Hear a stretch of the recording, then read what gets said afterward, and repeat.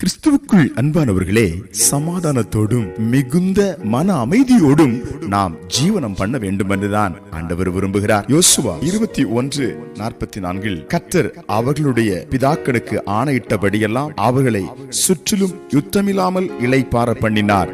ஆமென். அன்புக்குரியவர்களே, பிதாக்களுக்கு சொன்னார், நான் உங்களுக்கு இளைப்பாறுதலை தருவேன், என் வழியில் நடவுங்கள், என் சித்தத்தை செய்யுங்கள், என் விருப்பத்தை நிறைவேற்றுங்கள் என்று சொல்லி ஆலோசனை கொடுத்தார், ஆணையும் இட்டார். அந்த ஆணையின்படியே ஒரு பெரிய இளைப்பாறுதல் அவர்கள் வாழ்க்கையிலே கடந்து வந்தது. இந்த காலை வேளையிலே ஒருவேளை இளைப்பாறுதலற்ற சூழ்நிலையில் ஏதோ ஒரு காரியம் உங்கள் இளைப்பாறுதலை கெடுத்துக் கொண்டிருக்கிறதோ, அது உங்கள் உள்ளத்தில் திரும்ப திரும்ப வேதனைகளையும் சோர்வுகளையும் மன அழுத்தங்களையும் கொண்டு வந்து உங்களை குழப்பிக் கொண்டிருக்கிறதோ, கவலைப்படாதிருங்கள். முற்பிதாக்களுக்கு சொன்னதை செய்த தேவன் இந்த காலை நேரத்தில் உங்களுக்கும் இளைப்பாறுதலை தருவேன், வருத்தங்களை மாற்றுவேன், கண்ணீரை துடைப்பேன், கரம் பிடித்து நடத்துவேன் என்று உங்களுக்கு சொல்லுகிறார். ஆமென். நீங்களும் விசுவாசத்தோடு இளைப்பாறுதலை தருகிறவரே உமக்கு ஸ்தோத்திரம் என்று சொல்லி அவரை புகழ்ந்து கொண்டிருங்கள். இந்த நாள் நிச்சயமாய் ஒரு தெய்வீக சமாதானம், ஒரு தெய்வீக இளைப்பாறுதல் உங்களை இப்பொழுதே தொடுகிறது. ஜெபிப்போம். எங்கள் பரலோகத்தின் பிதாவே, இந்த வேளையிலும்